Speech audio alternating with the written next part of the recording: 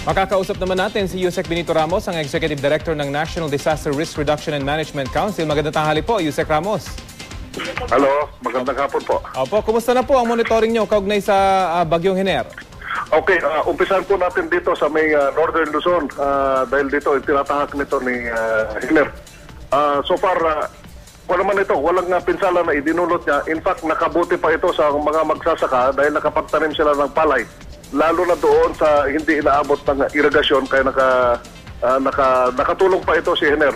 Hindi po ito malakas sa paghangin at yung pag-ulan, yung normal lang. Kaya mas maraming pagbabaha dito sa may Region 3, Region 4A, kasama po yung Metro Manila dahil sa tatlong weather system na ito. Una, yung southwest monsoon, yung habagat, at mayroon nag-develop na shallow low pressure area dito sa tapat ng Iba Zambales at of course inapektuhan na naman ni Hiner kaya mas maraming tubig ulan ang ibinagsak niya sa regions 3, 4A at saka dito sa Metro Manila.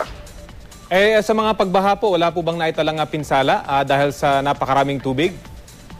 Dito lang sa may una-una dito sa yung mga dams natin. Critical po yung Ipo Dam. Kaya kaninang alas 12:30, kaninang umaga, ay nagbukas ng isang gate.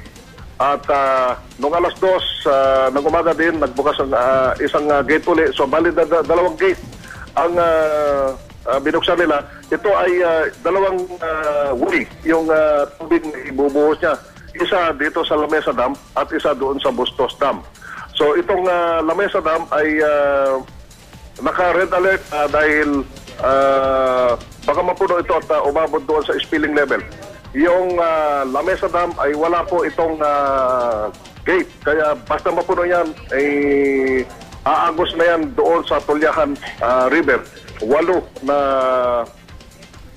barangay ang apektado kaya nag-abiso tayo. So far, wala naman evacuation na nangyari dito sa 8 na barangay at binigay na namin yung discretion doon sa mga mayors, local chief executive para sila ay maglikas dito kung kinakailangan. Yusek, kumusta po yung aim natin for zero casualty ngayong may Bagyong Hiner? Opo, at ito nga ay medyo nakakalungkot pero in fairness kay Hiner, ito si Hiner, dalawa ang patay natin ngayon reported, confirmed.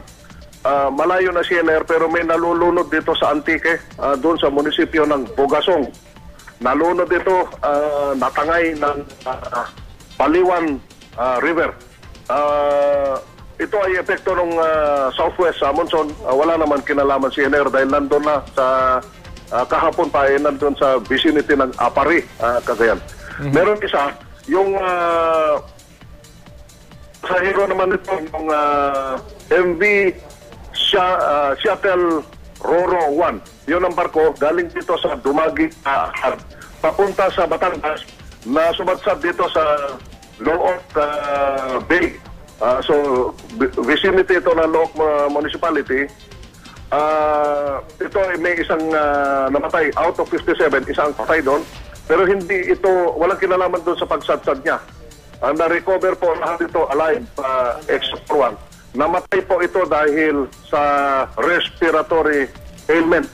O nakataon lang na namatay dyan dahil sa pasahero siya. Hindi, ito ay technically hindi ito kay Hiner. Sa ngayon ho ba, wala namang pinaghahanap ng mga mangingisda? Kumusta po yung compliance ng ating mangingisda sa inyong mga warnings? Meron pa. Meron na yung mga ilan-ilan. 4 itong mangingisda at taga-Sablayan, Occidental Mindoro. Kahapon pa na hinahanap sila. Dapat makabalik sila kahapon ng hapon. Hanggang ngayon ay hindi pa sila nakabalik. So, declared missing ang mga ito. 4 po na taga-Sablayan, puro mangingisda. Kaya pinaghahanap na ngayon ng ating Coast Guard at saka yung local responders ng Mindoro.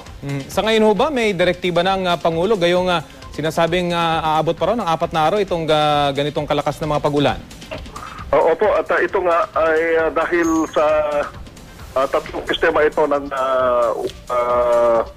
weather disturbances kaya nirekomenda namin kay Secretary of National Defense as Chair of NRRMC na doon sa mga government offices na wala naman kinalaman dito sa response natin kay Henner ay itong half day magkuhan muna.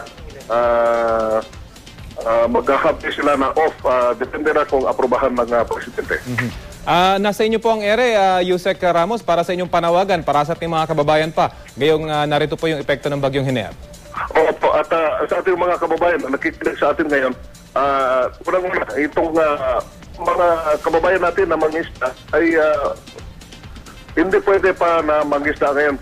Huwag muna tayo pumalaot, lalo na dito sa Pacific Ocean. Yung eastern seaboard ng Northern Luzon, yung in-between Batanes Group of Islands, lalo na dito sa Babuyan, Calayan Group of Islands, Buga, at saka itong west sa Philippine Sea. Dahil apektado po ito dahil nandito pa sa Philippine Area of Responsibility si Henner. So, huwag muna tayo pumalawat para hindi tayo madisgrasya. At tayong low-lying areas ng northern Luzon, lalo na itong Cagayan River, all municipalities along the Cagayan River, ay mag-ingat lang po tayo dahil yung Magat Dam ay nasa critical level na, hindi pa naman nagbukas ito ng gate. Malalaman natin kung magbukas sila para may lead time na information sa ating mga kababayan. Nandito sa dry boundary ng Isabela, Nueva Vizcaya at saka Ifugao, itong dam, Magat Dam. Ito one of the biggest dams in Asia.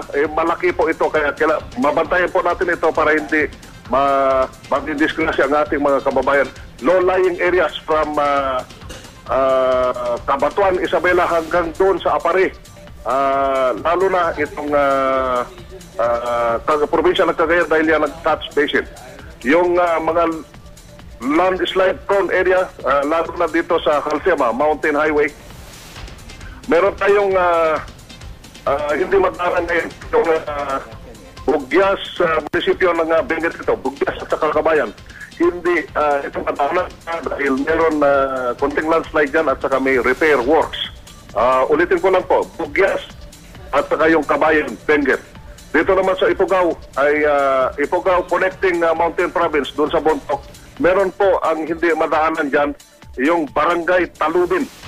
Barangay Talubin ng Mountain Province, meron na hindi madaanan po dyan. Kaya yung ating mga local at saka international na turista, kung galing po kayo sa Halsema, papunta sa Ifugao at bisitahin itong rice terraces ay hindi po possible. Ang possible lang po yung via Nueva Vizcaya doon sa Lamot at ito ay papunta sa Lagawe, Banawe. Dito naman sa Mindoro, meron dalawang bridges dito na hindi madaanan doon sa munisipyo ng Paluan, Occidental Mindoro. Dalawa po na tulay ito ang hindi madaanan dahil overflow. At dito naman sa Busuanga ng Palawan, meron na dalawa rin na tulay dito hindi madaanan. Sa ngayon, patuloy pa rin ang pag-uulan kaya kung hindi importante ang lakad, ay iwasan po muna ng magbiyahe, lalo na dito sa Busuanga at saka sa Mindoro. Okay, sige po. Maraming salamat po sa inyong mga paalala. Yusek Benito Ramos, Executive Director ng NDRRMC. Maraming salamat. Good morning.